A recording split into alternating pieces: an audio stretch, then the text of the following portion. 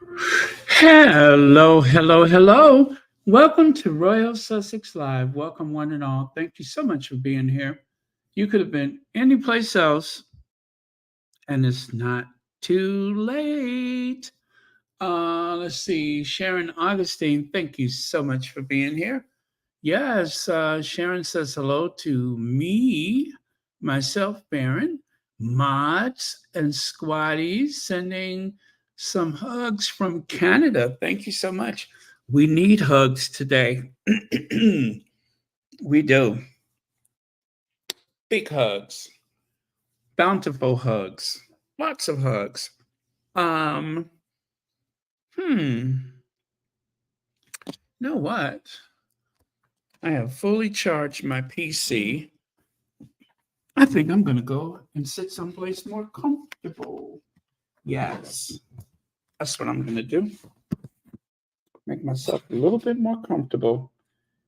Um, uh-oh. Oh, okay. Okay, I got it. I'm still standing. I almost tripped. There we go. Hold on.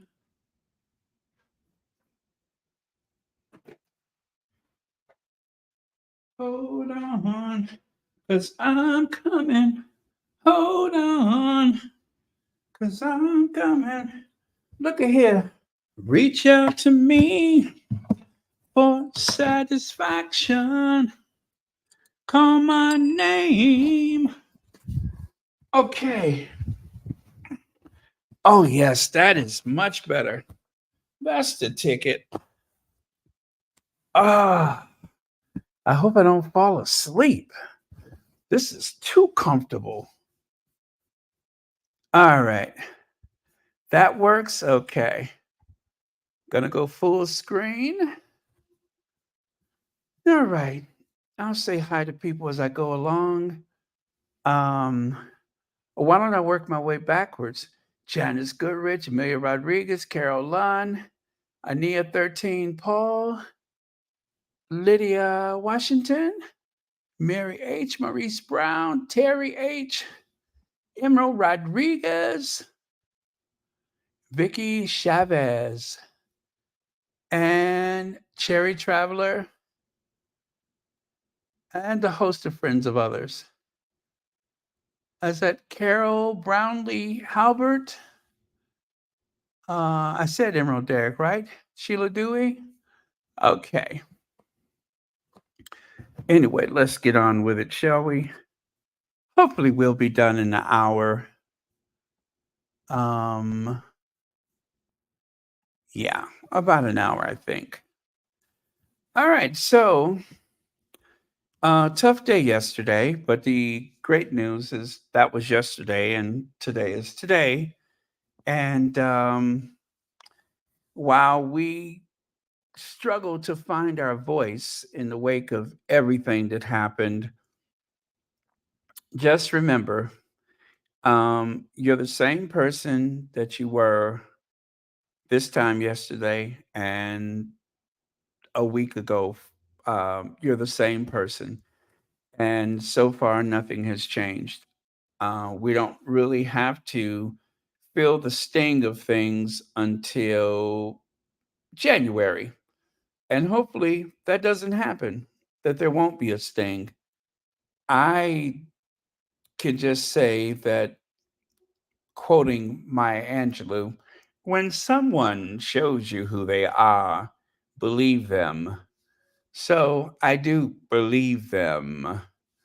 And well, we have been shown back in 2016, and we can only hope for the best. Also, it is important to bear in mind the pendulum always swings in the other direction. That's what a pendulum does. It goes from one side to the other. And that's the nature of things, is that there's a ebb and flow, a yin and yang. Life is full of ups and downs. And the great thing is, when you are down, you can always get back up again. And we're going to have to to lick our wounds and just move on. We don't have to like it. We don't have to approve of things that we don't agree with.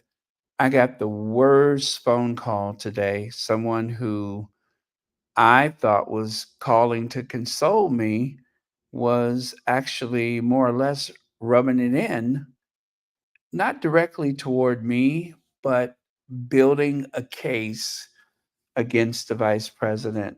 And I mean to tell you the words this I don't even have words for what that was supposed to be, but it was pretty nasty. And my response was, I cannot have this conversation with you right now. I'm very sorry. I cannot have this conversation. And I just hung up the phone. It was all I could do was just hang up the phone. And until things are settled, my suggestion is do not try to argue um, with people because I think that in some respects, some people who may have helped or possibly are responsible for getting the world into this predicament may feel a little remorse or guilty, and they may need to explain to you the unexplainable. But you don't have to listen to it. You don't have to argue with those people. There are people today that are enveloped in a spirit of mockery and they want to um, get things off their chests, or I told you so, whatever the case may be. You don't have to listen to it. Your prerogative is to walk away, hang up, or whatever. And the really sad thing about election day is that when there's a national election every 4 years, it makes a very interesting Thanksgiving across the United States. There are people who will not break bread with their family. It may be months or years before their families ever come back together. So it's almost as worse, speaking of politics after the presidential election, as it is before the election. So I don't know if anything that I said has been helpful to anyone, but if it's all the same to you, I'm still trying to um, shape the message or trying to find a position myself. I'm still trying to sort this out. And it has been rather calm today. Otherwise, I went to a recital. Um, the children played beautifully. It was beautiful.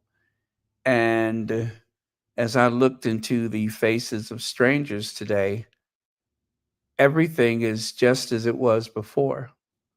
I had even managed to forget about it for short periods of time, but I intend to move on and move on I shall. We'll talk a bit about it today. Again, I don't think we should be here more than an hour, but um, I slept really long, hard, and deep. And when I woke up, I felt like I my body ached. My body ached. That's the only thing I could say. I had a mild headache and my body ached, and the headache really comes from the neck shoulder area, which happens sometimes when I'm not sleeping well. So, um, but we will get past this. We will move on. Um, I'm sorry I'm not paying much attention to your comments as I'm thinking and talking and but I'll take a quick look here.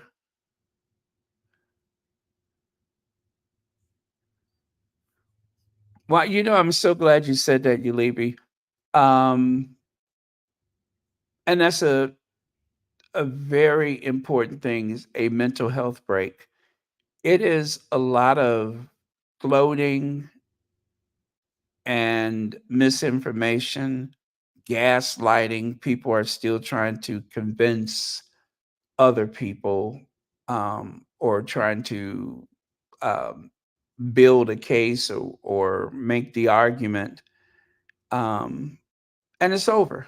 It's over. There was a concession speech.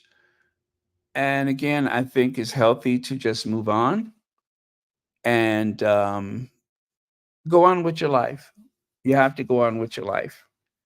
And it won't be easy for a while for some and for other people. Some people bounce back faster than others. But I tell you, my talk about a I guess there has been many facets to the end of October, 1st of November. I almost feel like I'm in the middle of a country music song. You know how they say if you listen to country music backwards, you get your dog back, you get the farm back, you get your house back, you get your wife back, and you get your money back. Because otherwise, a lot of country songs are about losing your farm or your house, your dog, your wife, and your money and all that kind of stuff, your pickup truck. Well, for me, um, I lost my aunt, which means that I didn't have her there to sing happy birthday for me, as she has done just about every birthday for more years than I'm caring to admit to at this point. Um, and what else? It kind of overshadowed my birthday and yeah. And then I was like, well, at least I got election day to look forward to. And that was weird. But in spite of it all, I want you guys to know I am in a very good mood and I am not going to allow election day to um, discourage me from being my usual self. Um, I won't be defeated by that. I do feel for anyone who is affected, and myself included. You know, I have feelings too, but I'm older now. It's not as though it's kind of like the process of grieving my aunt. I'm kind of old to this type of thing. I've been through it many times in my life, so there's not the great shock of as it would have been when I was a kid, right? So it's never something that you welcome, but I hate to say that I'm kind of used to it. And same goes with politics. I have been a big political junkie for since I was a kid. Since I was a kid, I've always followed politics and discussed politics. And I have been so invested in candidates in the past. Um, there were a few occasions where I have known hurt like you could not imagine. I grieved the loss of Al Gore because I really believed in him. And of course, Hillary Clinton because I really believed in her. And these were two people that I followed day after day. The way I will eat and drink and sleep thinking about the next move that Meghan is going to make, I was very much that same person for several political candidates, and it always hurt. And this time, I'm not as invested, so it doesn't hurt as much. And as much as I was hopeful, I wasn't so familiar with um, the vice president. However, I was not completely unfamiliar with her. And so I just didn't have that strong emotional investment. But I was very much invested, and I am still invested into the future of the country that I love. You know, I'm an American. I'm proud to be an American. And I'm not proud because of all the things that this country has done as much as I'm proud of my family's contribution to building this country. Um, I think about the people in my family that have gone out working day after day, and anyone, wherever you are, you can be very proud of the prosperity that you're enjoying. And especially, you should be proud of the fact that your people, if you're, third, fourth, fifth generation, your people have helped build that. This country, my parents built this country and their parents. And unfortunately, if you go back far enough, you'll find that some of my relatives built this country and did not receive any compensation for it. So I feel like I'm as American as you can get in terms of, being from the United States. So I'm not going to turn my back on this country or this government because it is a part of me. And I'm going to do what I can to make things right whenever I can, however I can. I'm going to do what I can to make things right. So I'm not going to be discouraged by this situation. I'm not going to let it define me because, like so many other things in this world, is only temporary. Where it's only temporary. And again, the pendulum always swings in the other direction. So just remember, if you feel like you've lost a lot, then play that country music song backwards and you get everything back again. You'll get it all back. And I'm speaking figuratively, of course, but yeah, you'll get it all back.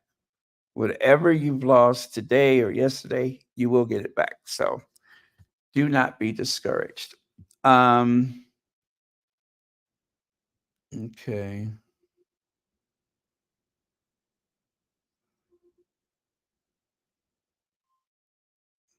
Yeah.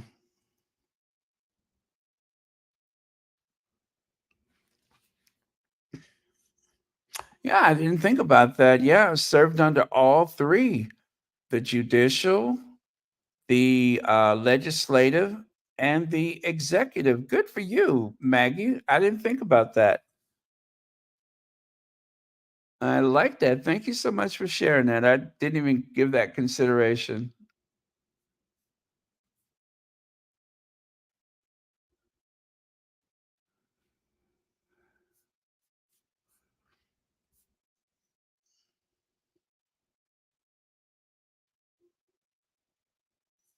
Let's see.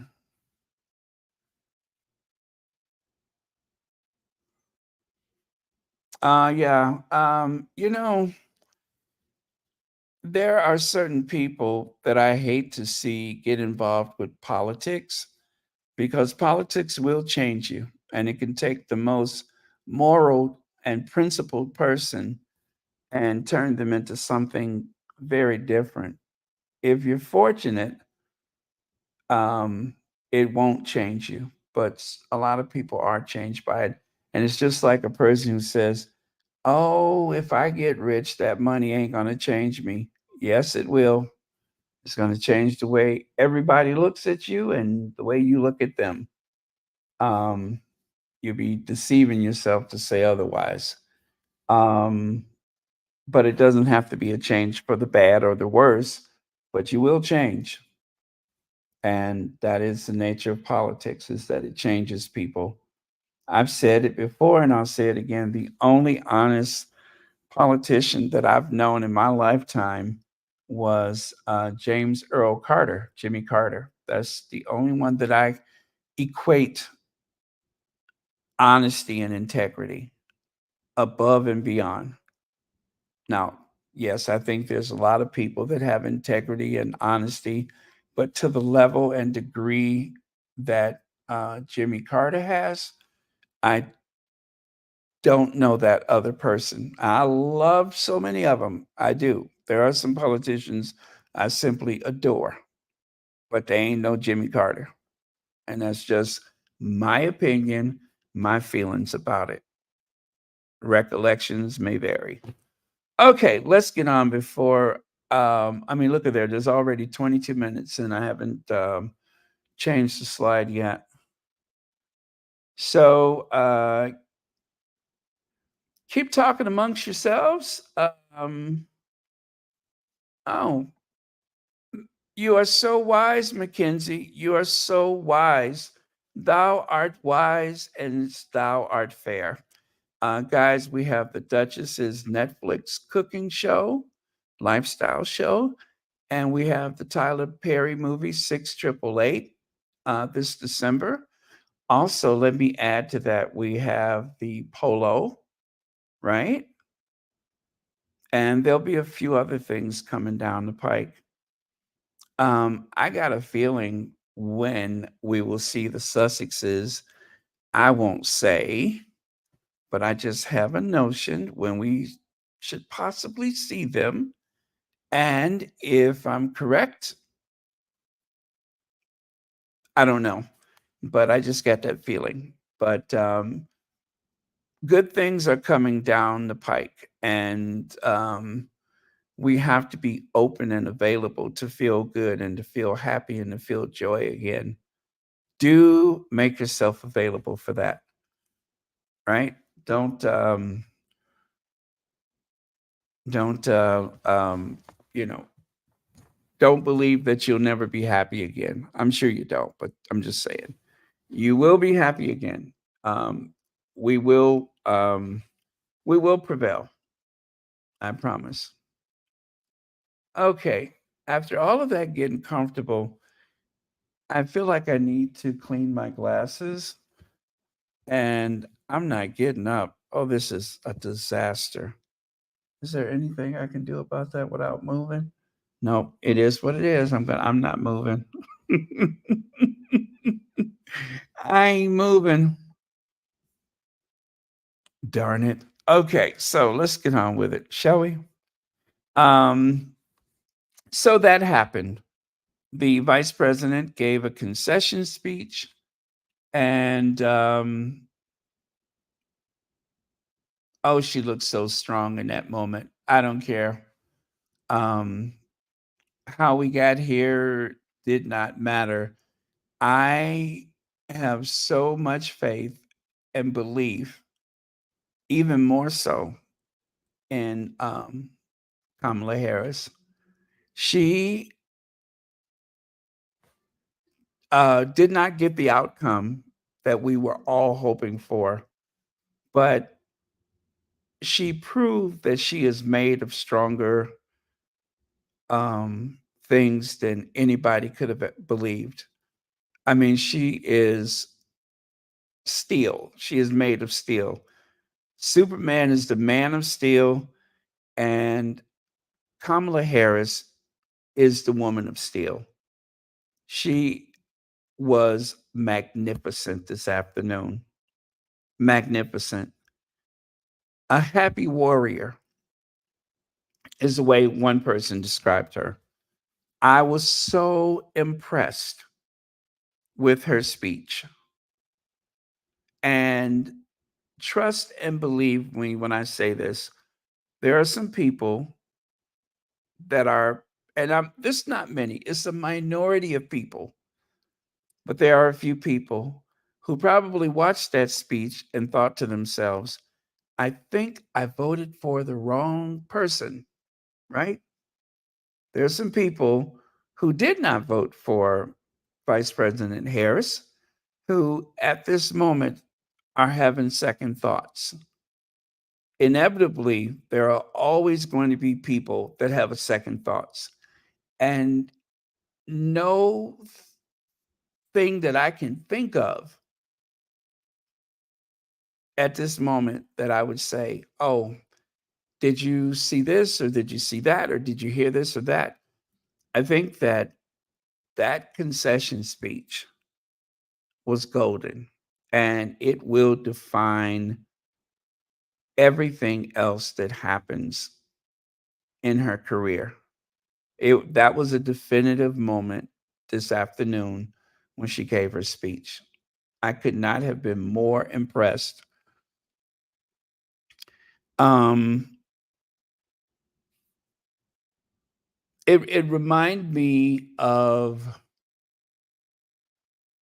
I'm gonna say Vanessa Williams was probably the first Miss America that did not cry. She was not so overwhelmed with emotion. She was very, very poised and elegant. Not that there's anything wrong with anyone crying, but her character is that of someone who knows her value and worth, and she was not so overwhelmed by the moment that she was so outwardly emotional. And it takes a lot of discipline, I believe, to be that person. And yeah, she rose to that moment.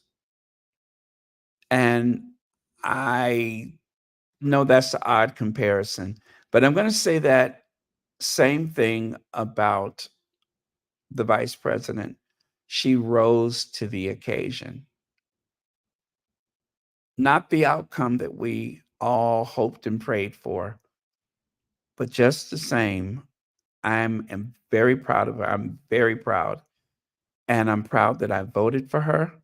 I'm proud that I believed in her. I have no doubt that she was the right candidate for the moment. I have no buyer's remorse. She was the right candidate for the moment. You can be the greatest person in the world, but if the fix is in, there are just some things that we cannot compensate for. We cannot compensate for another person's evil intentions. And there was levels of deception leading up to election day. And again, it was 2016 all over again. It was 2016 all over again. As I said yesterday, it's incredible, breathtaking, the level of scrutiny that they will demand from a woman in comparison to the free pass that they would give one of the worst human beings that I have ever known in my lifetime. That was incredible. So it happened and we must move on. We must move on. We must make the adjustment. We must take care of ourselves and our families and our friends and our friends and our family. That we have to do. We have to take care of each other. So thank you all for being here last night. It was quite the roller coaster. And and it was not a lot of people, but it did not matter. What matters to me the most is that you trusted me enough to tune in yesterday. That means a lot to me. Okay. Now listen, I was on for 4 hours yesterday and my voice is pretty bad right now. So what you hear that sounds like pain is not. Trust me, it's not. I'm just, you know, it's been raining for days and my voice is awful, but I'm not in a state at this moment. I'm serious about that. I'm not in a state at this moment. There's so many good things um, that are going to happen in the very near future, and that is where I am going to put my focus is on those things. So I will not allow this election to define my mood. Um, that was yesterday, and I'm moving on. So, Maurice Brown says, Brian, you really helped me through this, brother. I couldn't have made it without my Sussex family. Thank you all. Maurice, thank you for being a part of it. Thank you for being a part of it. It's not one individual, it's all of us. Connie Balmer. Hey, Connie Balmer. Thank you so much for being here. Claudette McKenzie says, I'm so angry about the results of the election. We have to be more vigilant and know, oh, why don't I do this? Because it's moving if I don't. More vigilant and know that this country is racist, misogynist, and xenophobic. Trump is going to do damage to people of color. Yeah, I'm not going to pretend otherwise because I don't know yet. I really don't know yet. I always want to believe the best of every situation, but I'm not going to pretend like we should not be vigilant of everything. We shouldn't, um, turn a blind eye. And I'm not um, declaring that we should pretend. Whatever you feel, stay with that. Stay with that because feelings, what you feel, is the first step to protecting yourself, protecting your well being, protecting your family. So your feelings are valid and they do matter, right? So don't try to let anybody convince you otherwise, or should I say, don't let anyone attempt to convince you otherwise. You got to feel what you feel until you don't feel it no more. So, um, I get what you're saying. Let's see here. Pray everyone. I know we all need a good hug and new direction. Please hold your heads up high. We have nothing to apologize for. We did our part. Amen to that. We did our part.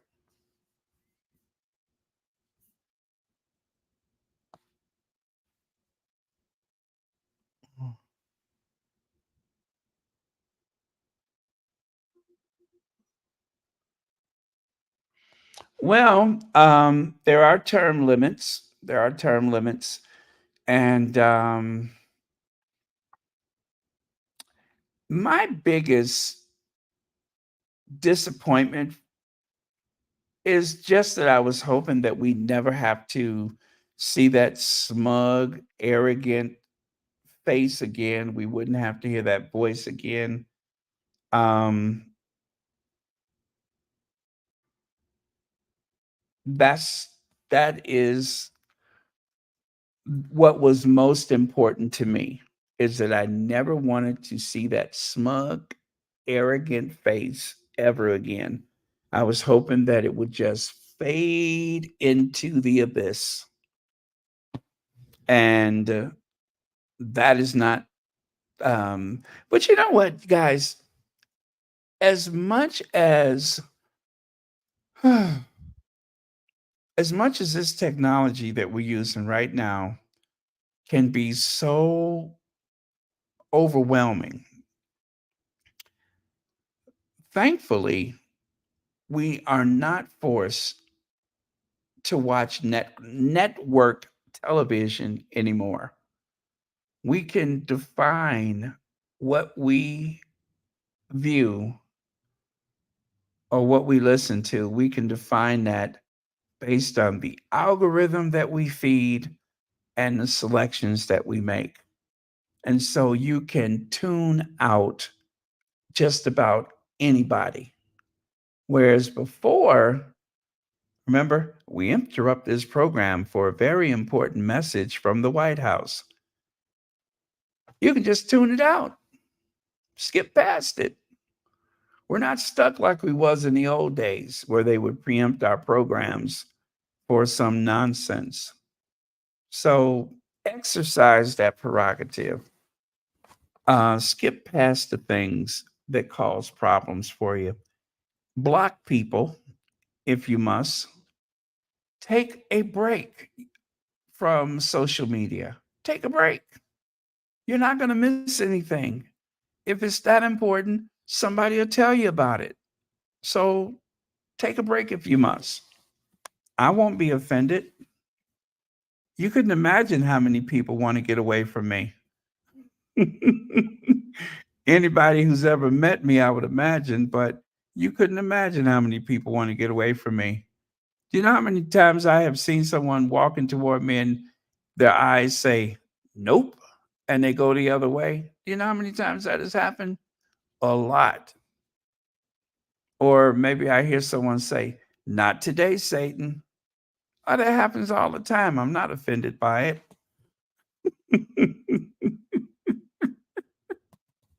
I ain't offended by it. Letitia James. Letitia James. Well, she said what she said. Um, oh, thank you, Connie Ballmer. I appreciate that. Let me play this soundbite for you. Uh, she was okay. You'll hear it for yourself. You hear it for yourself.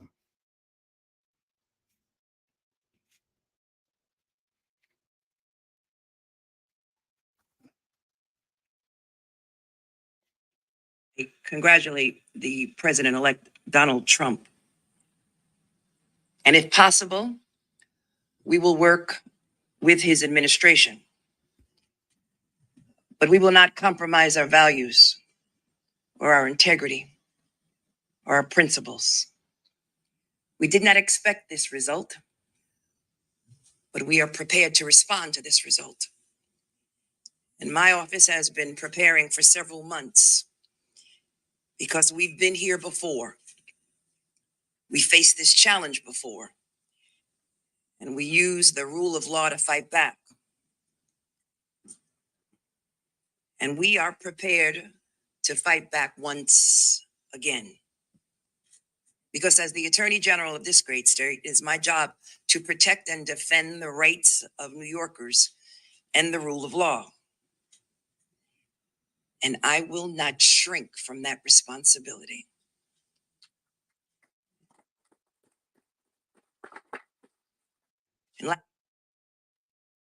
Okay. Um,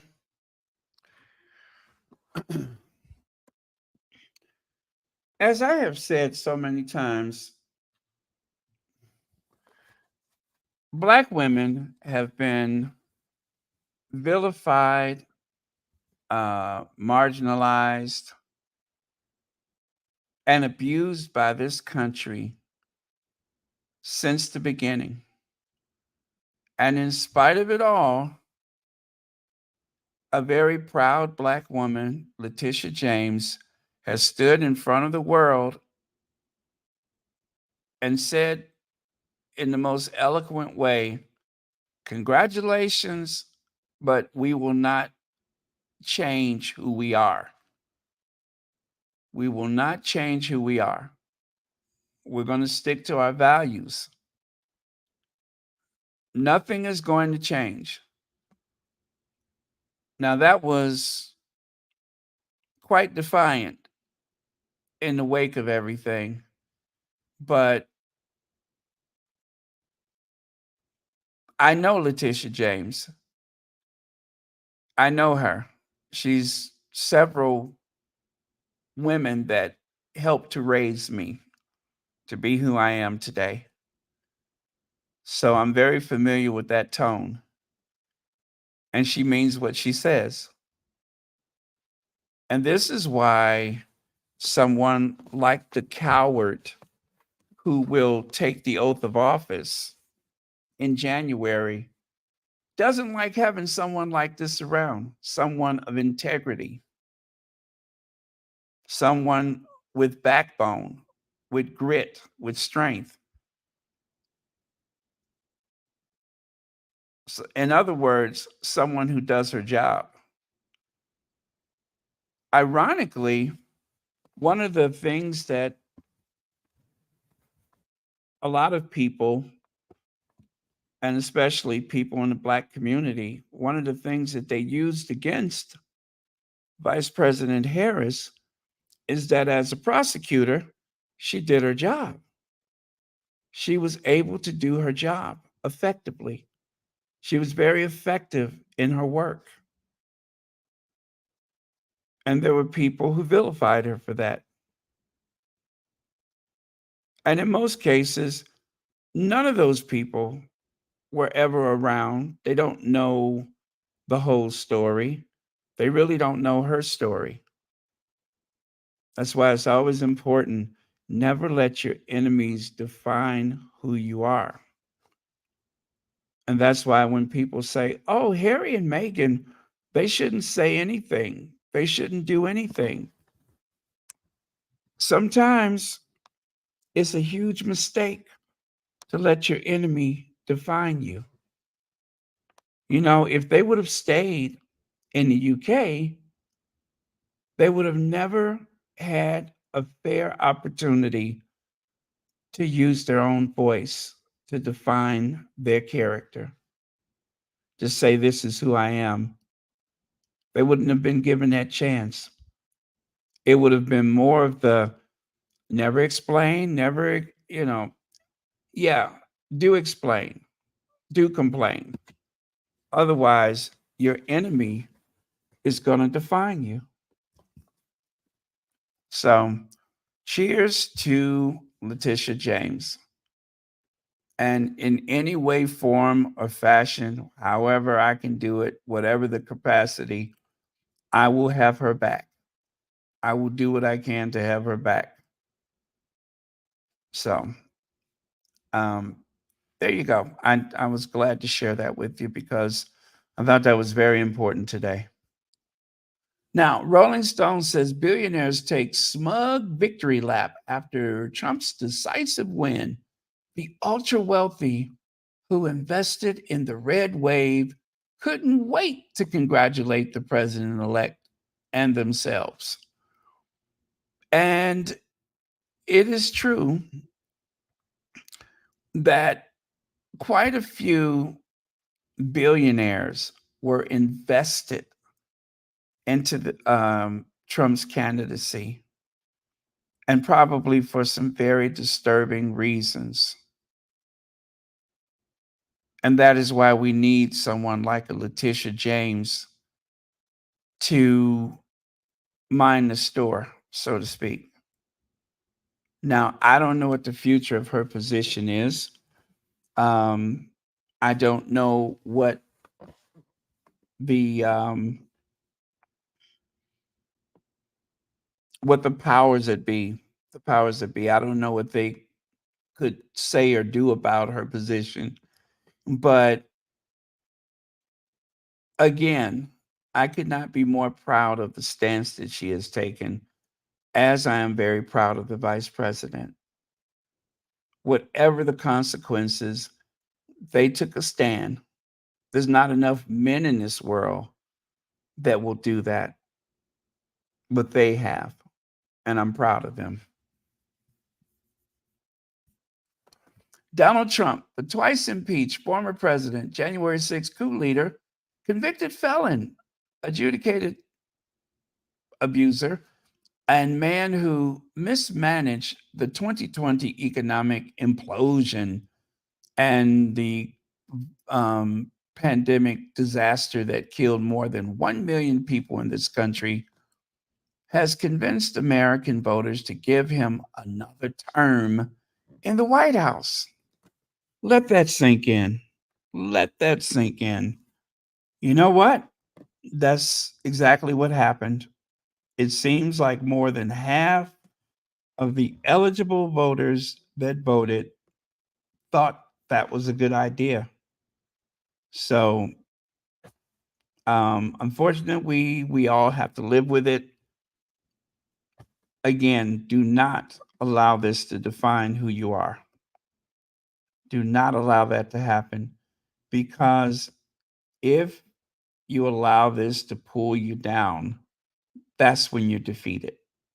You're not defeated if you're still standing. But if you allow this, the things that you can't control to pull you down, that's when you're defeated. So I know it's only words, but please do not let that happen to you. Do not let that happen to you because that's when they have won. And me personally, I do not intend to give them the satisfaction. Um, Vladimir Putin, comrade Putin, looks like he's got a couple of puppets, doesn't he? One of the puppets you probably know very well. The other one has an electric car company, but puppets just the same. And in both cases, they think they're in control. They think they have more control than they actually do. But I have a feeling that they have been played like a fiddle, and we all will have to deal with it in some way or the other. So, fascist future America reflects, I'm sorry, America elects convicted felon to be president. I have to keep reading that to believe it. I have to keep reading that to believe it because it doesn't seem like it's possible. It seems like if you're ineligible to vote as a felon, how can you run for president as a felon? I'm going to have to try to work that one out because I still do not get that. How is that possible? You are unable to vote because of a felony on your record, but as a felon, you can run for the highest office in the land.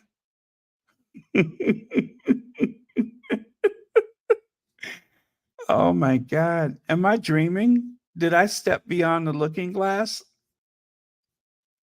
Now, let's do a little breakdown. Who's responsible?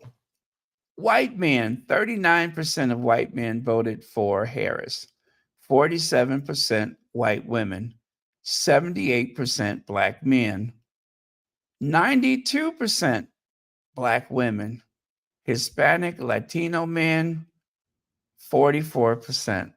And the women, I don't have the numbers, but it was just a little more um, that voted for Harris, but not a lot. But this is just a brief breakdown of who voted for whom. And once again, Black women have tried to save America.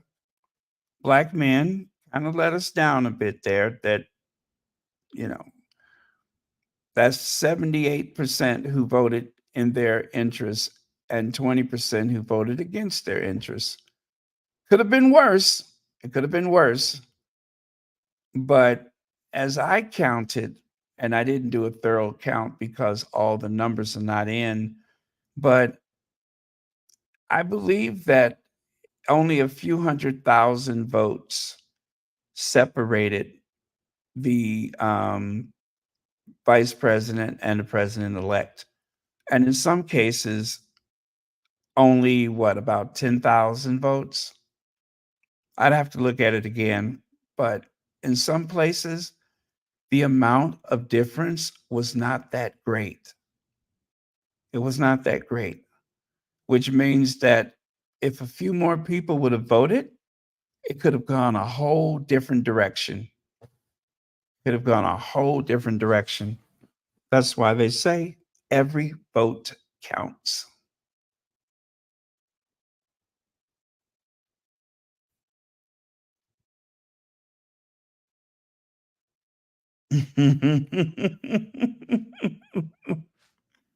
uh, let's see. It's not easy staying positive. I was really hoping that Texas would get rid of Ted Cruz.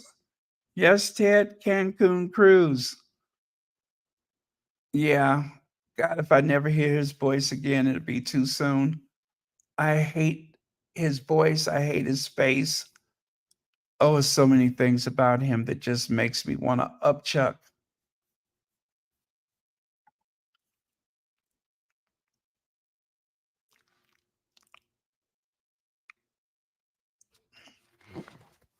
Okay, let's continue. Um, this is Cold War Steve. Cold War Steve has created one of his more apocalyptic images. Daddy, who did you vote for in 2024? As the world has been laid waste, the child asked the father, who did you vote for in 2024? Now, listen, I doubt if that's how the world is going to look in the next 4 years. Oh, wait a minute. We don't have to ever vote again, right? Okay. In the future, not the next 4 years, but the future. I doubt if that's the way the world is going to look, but Cold War Steve usually does not include words in his artwork. He is like the king of cut and paste, copy, cut, copy, paste, whatever. He is the king of it. And this is the most, as I said, apocalyptic image that he's ever created. So Cold War Steve is in a bit of a mood today, but who could blame him, right? Who could blame him? And this is another Cold War Steve. Now, I must be honest and say, I don't really get this one. It is Thanksgiving. And remember, I told you Thanksgiving is going to be hell this year. Some families are going to really suffer at Thanksgiving. If you have a family filled with MAGA voters and Democrats, it is going to be a tough Thanksgiving. In what, just a few weeks, couple weeks?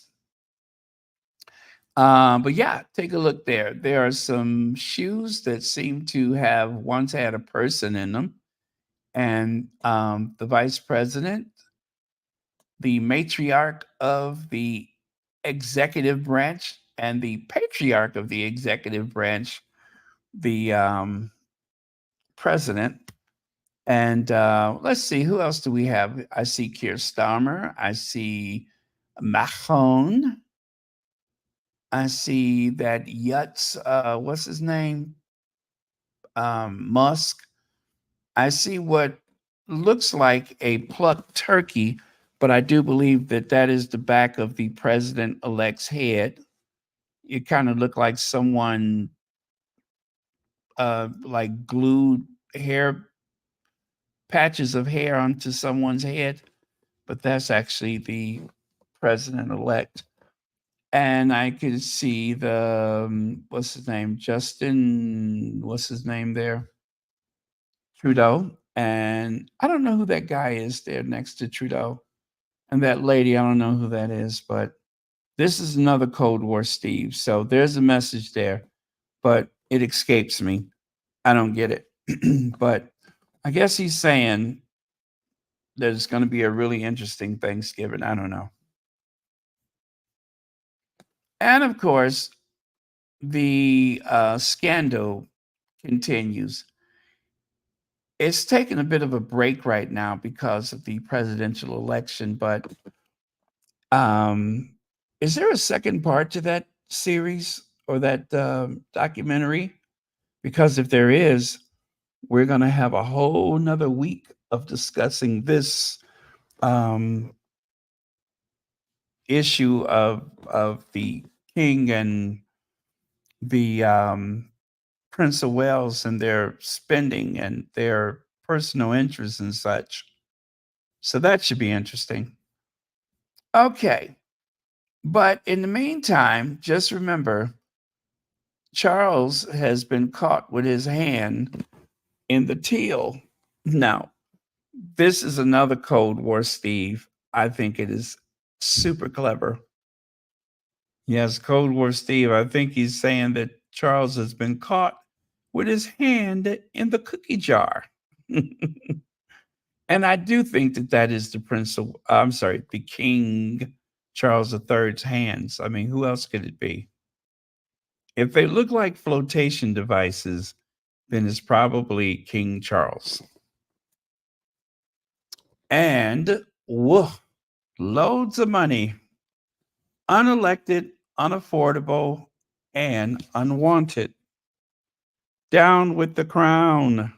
That one is pretty clever. Now, that is not Cold War Steve. That is someone else.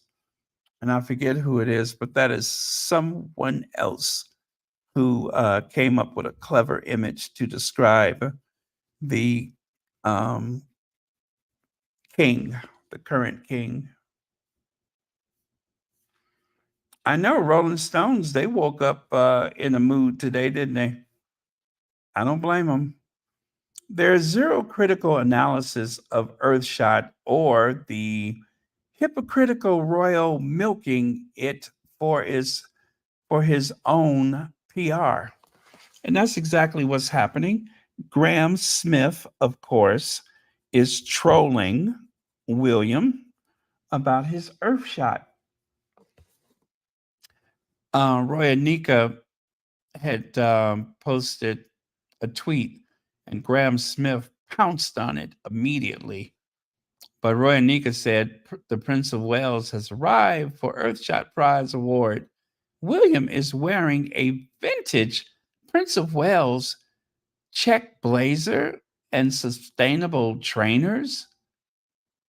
Here with Hannah Jones, CEO of Earthflop Prize. Whatever. I'm over it.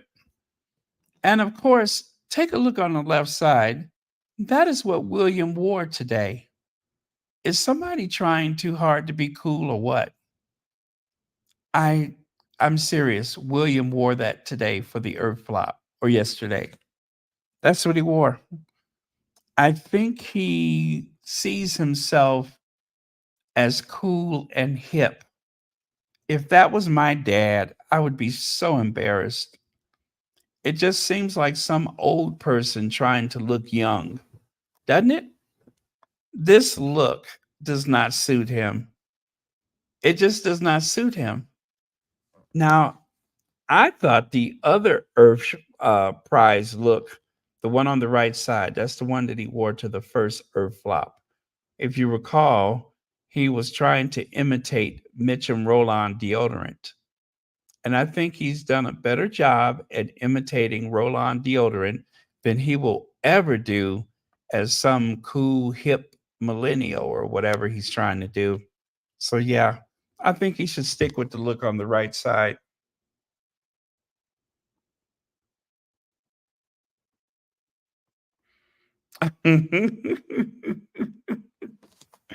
I don't know. He looks weird. He looks crazy. It does not suit him. I mean, take a look at him. He looks so out of place. And there's I don't know those other people. The only one that I recognize is Billy Porter. And Billy Porter, um, I don't know. I don't know what that pattern is. I don't know what that pattern is. I don't know what he has on his feet. I didn't see so many photos of him. Let me see if I can find a clearer photo. Billy Porter, South Africa.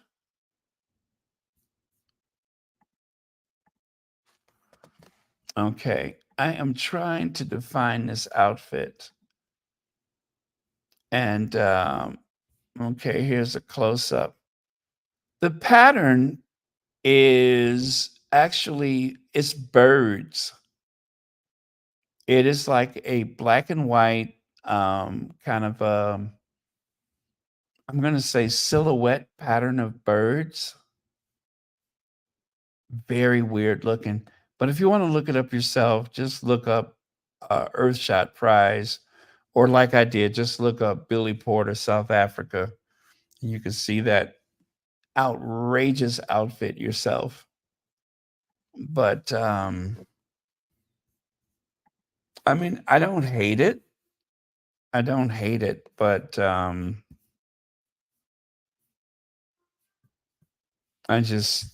having trouble. Okay, he's wearing you cannot see his shoes. That's what's going on there. You cannot see his shoes. So, yeah, whatever it is he's wearing, his shoes are not viewable. Okay, that's it. I did some investigation, and I'm sure it's something to do with the theme of the prize or whatever, but I'm not getting it. Whatever it is, it went over my head. Oh, um, Sheila Dewey, that is an understatement. He, how do I put it? There's a lot of people that have kind of turned on him because of, I don't know. I don't know. It's hard to put your finger on it, but you'll be amazed at some of the people that ain't got time for Billy Porter. Okay.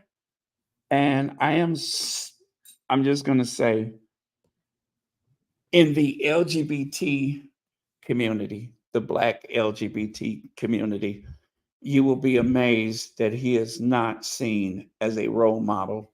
He's seen as a bit of a buffoon.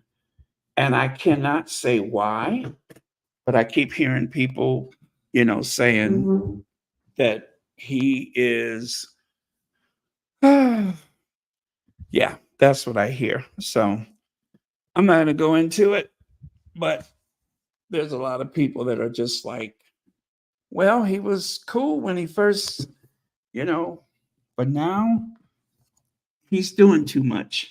And that's really what they're all saying is that he's doing too much. So I hear you. I've heard it many times before. And I'm just going to say there's a lot of people that agree with you. Is that okay? Did I say that diplomatically enough? There's a lot of people that agree with you.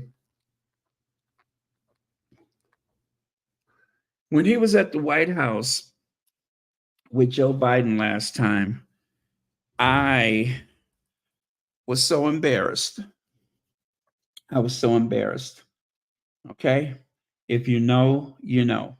But when he was at the White House last time and they had that little barbecue or whatever it was on the White House lawn, Billy Porter was there and I was so embarrassed. I was just embarrassed. Okay. If you know, you know. I was embarrassed. I was like, Billy, what are you doing? What are you doing? Okay. Okay. If you know, give me a thumbs up. If not, it's not that important. Uh, okay. Prince William spent 12.1 million on the Earthshot Prize. Only 5 million was prize money. Now that was back in 2022. That was back in 2022. Okay, I see a couple of y'all know what I'm talking about. I'm just glad the Secret Service didn't get involved. I'm just glad the Secret Service didn't get involved. Um,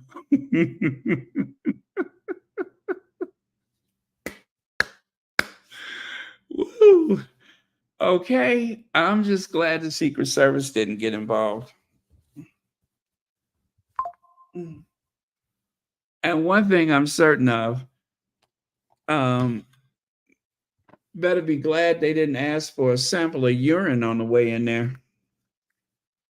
Um, I know, what am I talking about?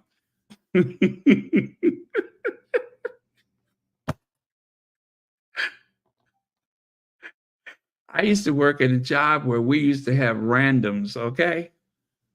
I don't think he would have made it through the gate.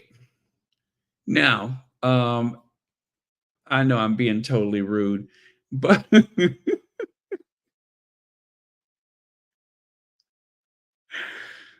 uh, uh, okay. What am I trying to say here? No, you know what? Listen, I do like that outfit he's got on. If you look at the pattern up close, it is pretty sharp. It is pretty sharp. This is one of his more tamed moments, and I, as an African American, appreciate it. This is one of his more tame moments. So I'm going to say I like the suit. I do. I like the suit. Now, before I get too far off track, thank you so much. Someone sent me a Cash App. Thank you so much for that. Let me see. I don't want to say the name, but oh, I like your last name. I'll just say that. I like your last name. That is very cool. But yes, not the name that's used on the account on their YouTube. So I won't say what it is, but I like your last name. It's very cool. Very historic. Okay, there you go.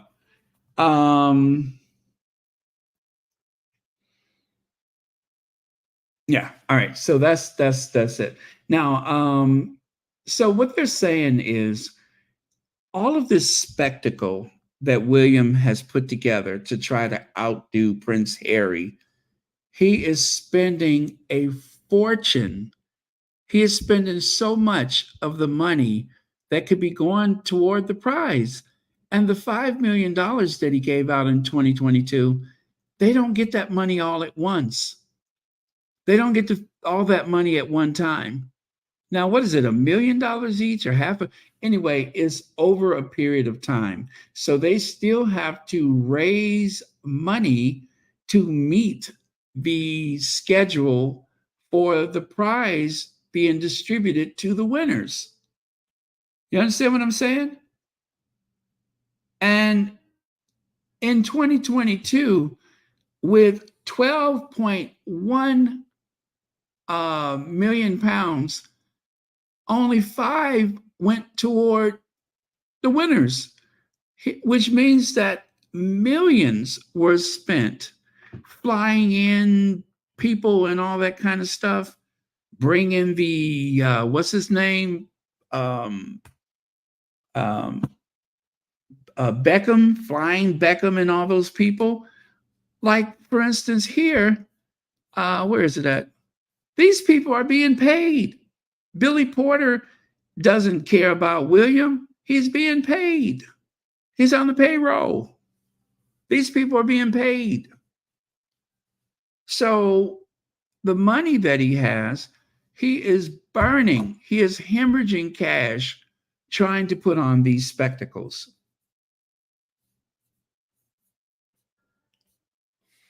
Massive carbon footprint so they can pat themselves on the back for handing out 5 million of other people's money. Absolute joke. I'm telling you, Graham Smith is trolling William. Prince William joined star-studded guests at Earthshot Award in Cape Town, according to Rebecca English. Rebecca, where's my Ozempic shot English? Yeah, that Rebecca English. And of course, he wrote an open letter. Prince William should leave homelessness to the experts. Our review of the TV documentary about the Royals' initiative to tackle rough sleeping is criticized by Graham Smith. Of course it is, because Graham Smith don't care. Graham Smith says we ought to be a republic, not a, what are they, a theocracy? No, that's not right. A anyway, a sovereignty, whatever it is, he doesn't agree with it. Such sycophantic nonsense. He's not a statesman. He doesn't have global appeal or influence. He's what is that? A dilettante? Dilettante? Yeah, whatever it is. But listen, you guys, I don't ever want to get on Graham Smith's wrong side because he be letting them have it, okay? And there on the right, you can see they're handing out £5 million. That's it. Billions are spent every year on tackling climate change, yet William, the hypocrite, wants everyone to believe this small project is worthy of a global attention.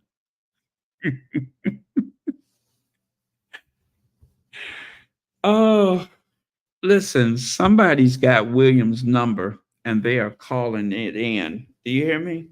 Somebody is calling in William's number. Graham Smith don't care. Okay?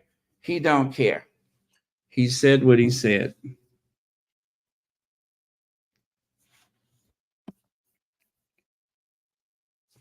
Let me see. Finally, the U.S. trips in how they wanted it to, with the focus.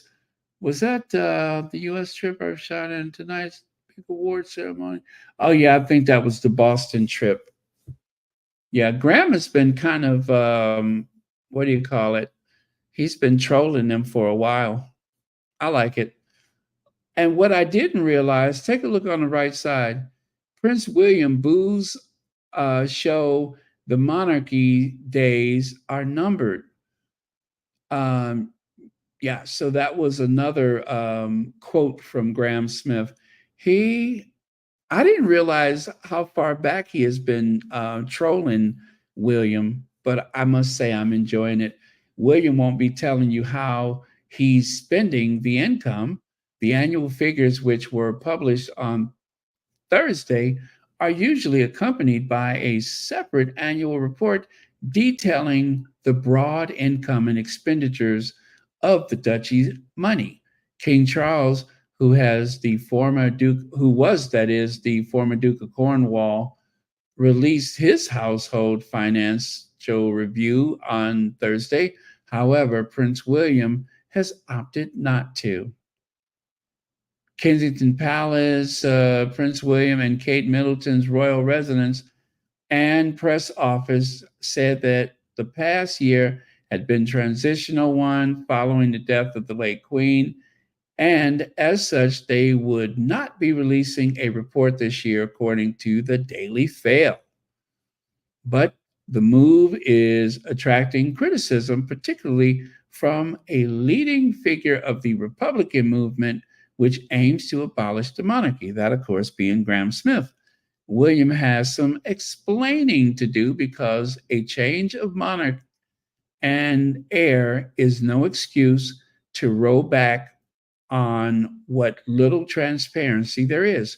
Graham Smith, chief executive of the Republic, reportedly said there is absolutely no reason why Williams' household cannot provide a full set of accounts for this financial year as the recipient of public funds from the state owned duchy.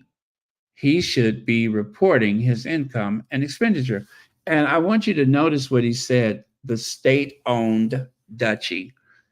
Graham Smith is of the opinion that the Duchy of Lancaster and the Duchy of Cornwall is not private, it is public. And that whenever Charles and William wants to do their little clever financial stuff, then they start crying privacy. Privacy is private. But Graham Smith said that those duchies are public entities, not private. So I don't know how that's a thing, but I'm listening. I'm listening. And here's a few other ones that I just wanted to share to be shady. There's something fundamentally dishonest about a lot of royal reporting. The palace put this line out, and journalists repeat it uncritically. The reality is, Kate has never worked as a royal. A few meetings and engagements that add up to 3 weeks full time a year.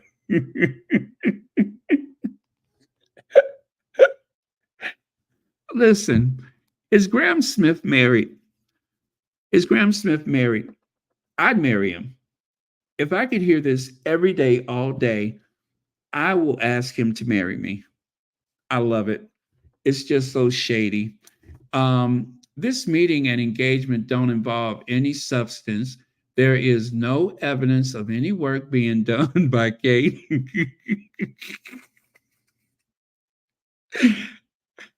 It's all for show. And the same is true for the other royals.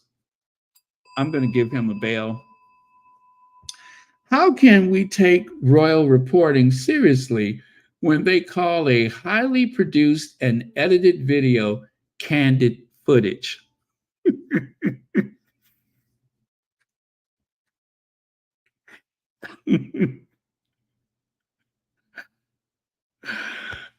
I love him. I love him. I'm in love. I'm in love. I promise you, I'm in love.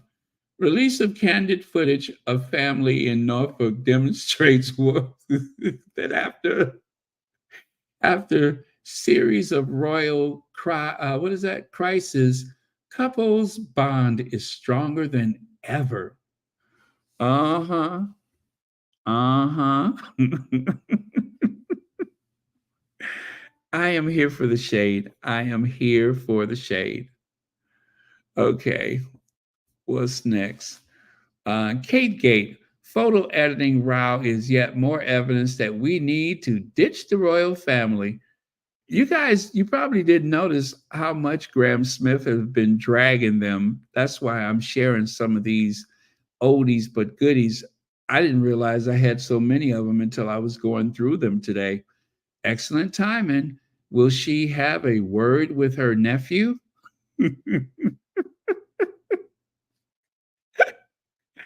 And of course, he's responding to Princess Anne calls for global effort to tackle fraud.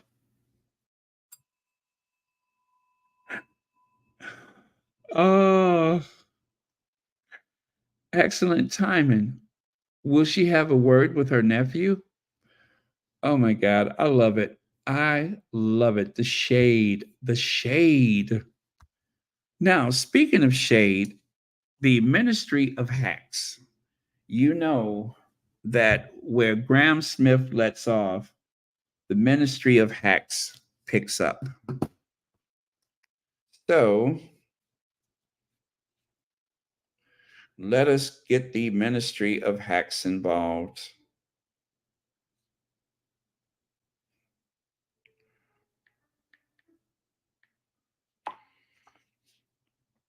All righty.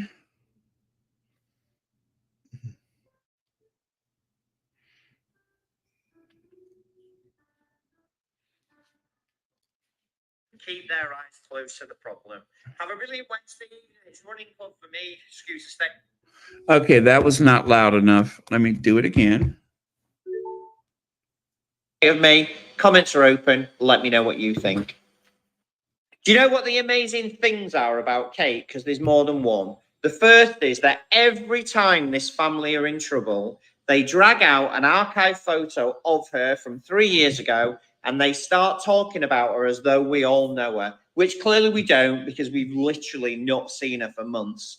The second thing that's amazing is that even though she's had serious allegations made about her and to her about ism, she is still the least tarnished member of this family. Just think about that for a moment. Can you imagine if you had a family member that was accused of being a ist, and that family member was the least tarnished family member in your family? I find it just incredible. Will we see Kate at the remembrance service at the Cenotaph on Sunday? William says she's amazing. She's getting on really well. And Hello Magazine have told us all that she's back at the gym, but not working. So we should see her on Sunday, right? The expectation is that we will see her on Sunday.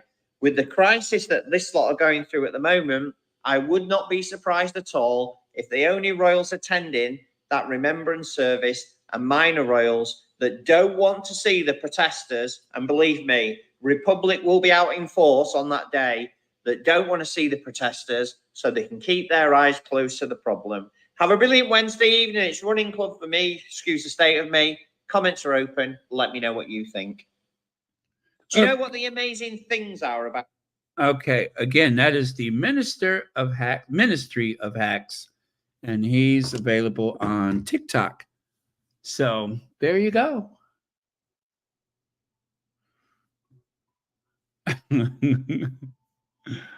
I know. I love Graham Smith Shade.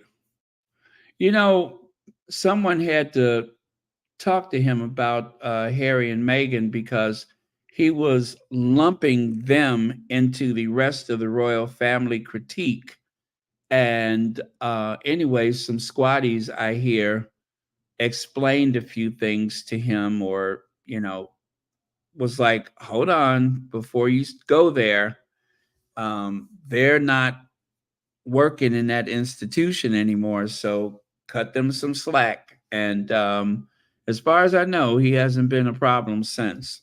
Okay, he has not been a problem since.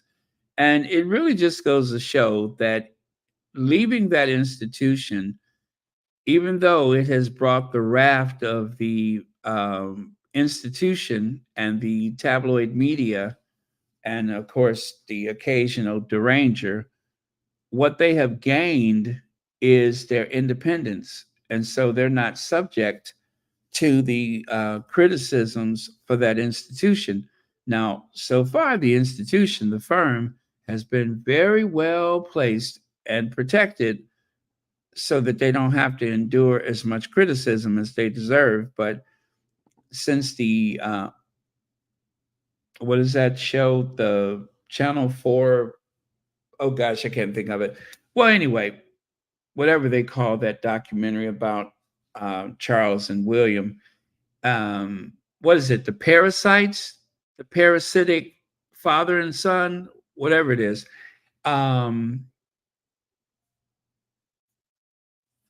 Money grubbers, robber barons. What, I forget the name of it. But anyway, they're not subject to that because they're not working within the institution anymore. Now, Kate out. With the timing of Kate's return up in the air, a source tells us she may never come back in the role people saw her in before. Same here on the right. Claims that Princess Kate won't return to work are unfair and untrue. So, which is correct? Which is correct? I say they're both correct. They're correct because Kate is going to do the least amount of work possible. She always has, and she always will, because she's lazy. And having an illness has been the biggest excuse as far as I'm concerned. I'm not going to pretend otherwise. The revelation about her health was able to shut down all criticism from the American media. Well, I'm not a part of the American media. I'm just here. I'm just here. And I say, I don't believe it. I think it is all an excuse, a smokescreen. They said years ago that Kate may never be a full-time royal until her kids are done with school, which means for the next 10 to 12 years, she will only show up occasionally. They tried to push her out there to make her more like Meghan, and she failed epically. She could not speak in front of groups. There's a lack of poise and elegance. There are a few occasions when she rises to the occasion, like a state dinner, and then there are some where she falls short, like when she steps out of the back of the state Bentley, showing more legs than a pack of chicken thighs, or chicken quarters.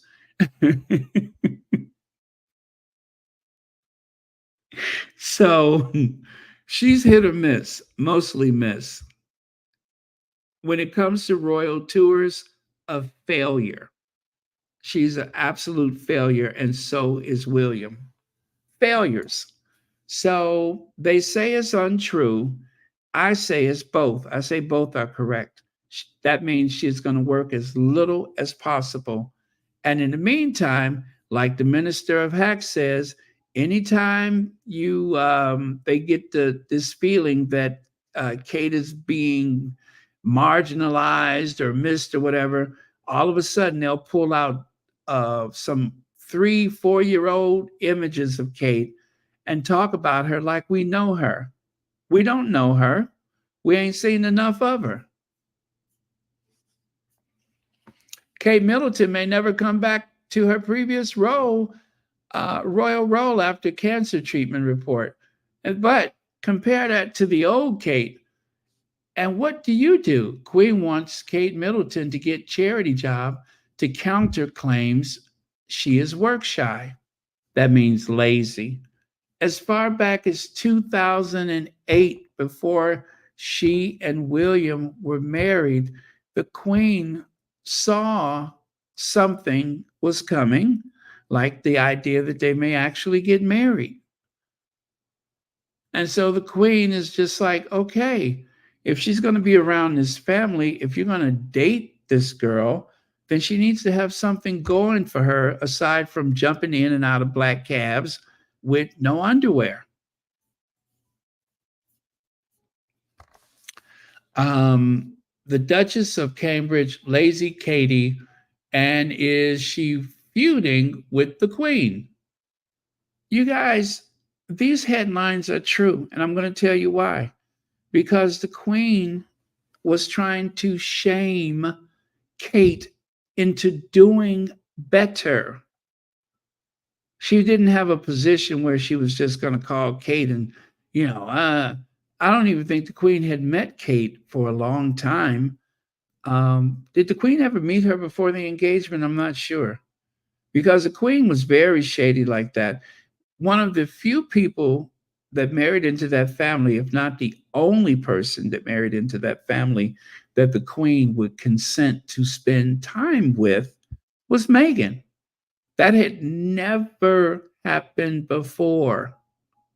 That's why so many people were angry and jealous, because the Queen made several exceptions for that very bright, intelligent, confident actress that her grandson was dating, in comparison to Kate Middleton, who can barely talk, who dressed like some kind of Eastern European airline hostess.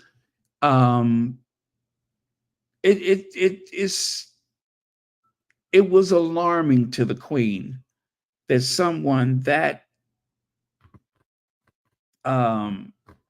bizarre, someone with so many shortcomings, would be hanging about with her grandson, the future king. Yikes, Kate Middleton called lazy. Yeah, again, unbearable lightness of Kate Middleton. Kate Middleton lazy, rubbing off on Prince William. Kate Middleton called lazy by Queen Elizabeth II. It was a recurring theme. You'd almost forget about it nowadays because they have been so busy going after Harry and Meghan. Now, Remembrance Day is coming up, and this is what Minister of Hacks Ministry of Hacks was speaking of. Will Kate attend the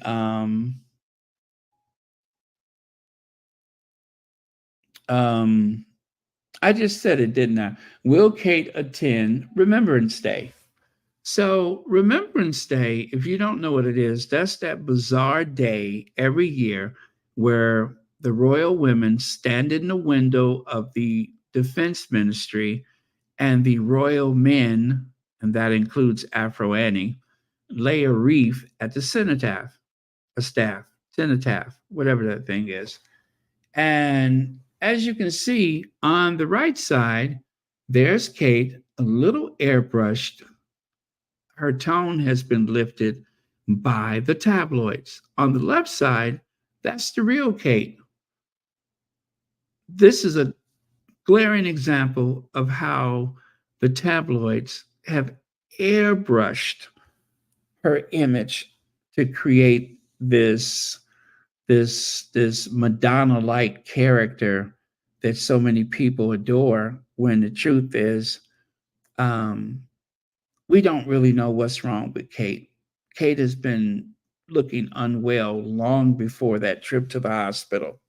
So we don't really know. If you take a look here, let me see. Jazz Hands really had a face like thunder for part of today's Remembrance Day stuff. We have coverage on the, you know what? I think that was Celibici. Yeah, Celibici were the ones that called her Jazz Hand. I don't know why I covered that up. That was when I first started the account. I didn't want to offend anybody. And then here on the right, not really sure what to make of Metro, the Times, the Daily Express, and the Daily Mail, all going with unflattering photos of Kate with her mouth askew. I think that was also Celibici. Listen, you guys, when I first heard mouth askew, I thought I was going to scream. That was the funniest thing, with her mouth askew. Um,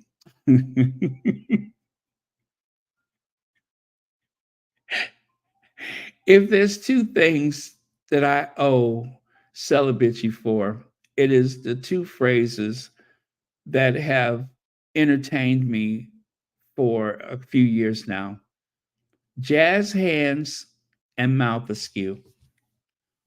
I have never heard anybody say mouth askew before. Jazz hands either. That was a new one. Jazz hands is in reference, of course, for those who don't know, is in reference to Kate's seemingly lack of ability to control her hand movements when she's having a normal discussion. Her hands are always flailing about and such. So they have nicknamed her Jazz Hands, which is the cutest thing as far as I'm concerned. It was so cute, I had to make a meme to go with it. All of those Fosse moves that she's doing. It's like a Fosse musical, isn't it? I feel like I'm watching what was that? Oh, Cabaret. I feel like I'm watching Cabaret. uh, all right. And there's another one with her mouth askew. And of course, when they were on their way to the ceremony, what really caught my notice was that I'm feeling trapped look that William has on his face, which is something that happens frequently when William's riding in the car with Kate. He always looks trapped. And of course, this is when they were, let's see, is the Queen set to cut back duties after a new health scare? But yeah, you see that?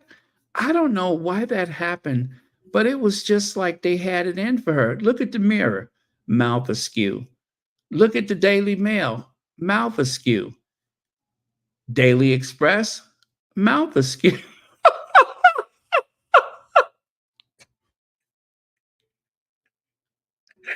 The Times, mouth askew.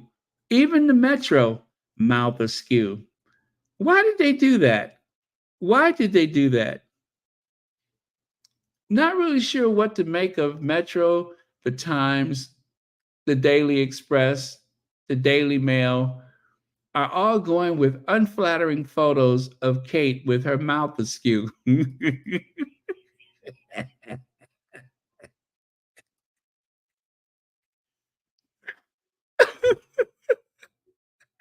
Why did they do that to that girl, huh? Why did they do that? Why did they all go out of their way to make sure that they found the most unflattering photo? And that's what they put up there. Kate with her mouth askew.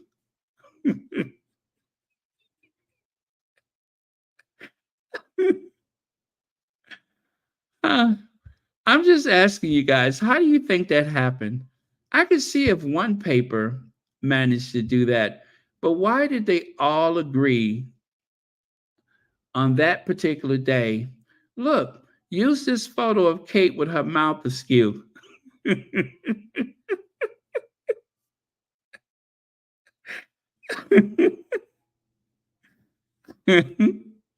Was there like some kind of message and we missed it? What was the signal? What was the message that they were sending us when they chose to use five different tabloids to demonstrate that Kate's mouth is askew? I'm just asking for a friend because I still don't know how that happened. Anyway,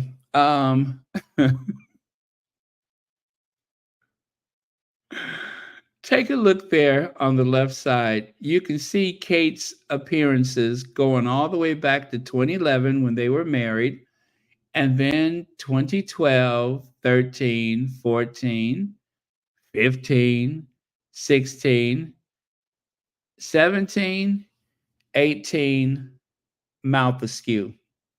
See there? You got 11, 12, 13, 14, 15, 16, 17, 18, mouth askew.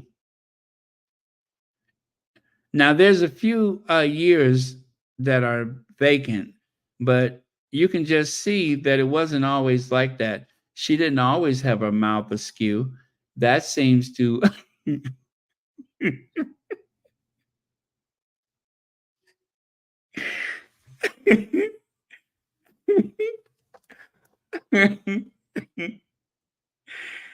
I don't know.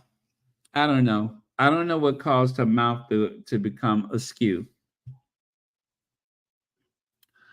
But anyway, um, maybe they'll fix it. Maybe when she was away from the public all those months, maybe they fixed her mouth askew. And what about this one? I told you the mail would airbrush our photos. And of course, Camilla replies, thank you, Lord Nappyhead, for the invisible contract. I made this myself. Oh, you know what, guys? I think that was it. I'm done. Yep, that was it.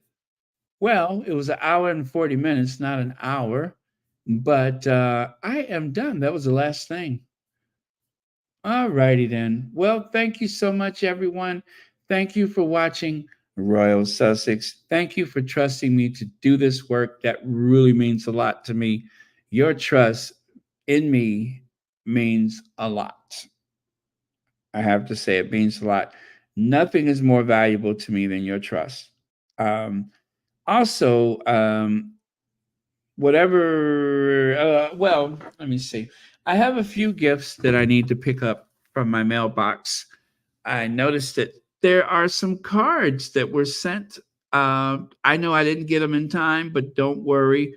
They're going to mean just as much. Like I said, this has been a very weird November for me so far, October, November. And any words of kindness and celebration is greatly appreciated, and it's never too late. So I will look at those very soon and thank you in advance. But yeah, I see that I've already opened like 4 cards.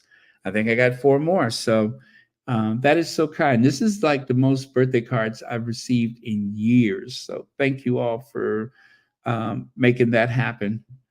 What else? I guess that's it. So you guys, I'm not sure. Um, I'm not sure what's going to happen in terms of how we proceed. Um, but I don't intend to talk about the excuse me, the Orange Menace every day. It's still kind of fresh, so for now, I may have a couple more days of speaking about him. But we're going to take a long break from him in due time. So whenever it feels right, I won't give you a, you know, oh, next week or whenever it feels right. That's when. It's not only for my own mental health, but it's for yours as well. And right now, with the shock of everything, having these discussions, I think, is very valuable. And so until it feels different, then, we'll just play it by ear, okay?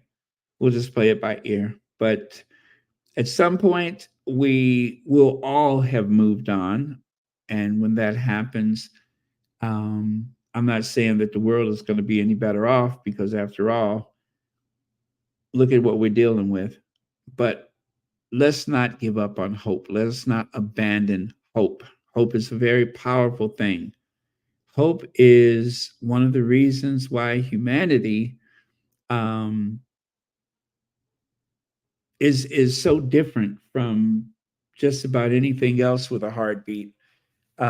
That's what separates us from animals is hope, hope, intellect, goals, our attitude. That's what separates us from animals. So, as we are very human, we think, we feel, we breathe, we love, we're disappointed, we get our hearts broken. But whatever happens, we never give up on hope. Hope is something that you can't see, taste, or smell, but it's always there. So, with that, I'm going to say goodnight. Thank you, moderators, for keeping this a safe space. Love you guys, and thank you for being here for me as I hope I am there for you. Okay? See you tomorrow.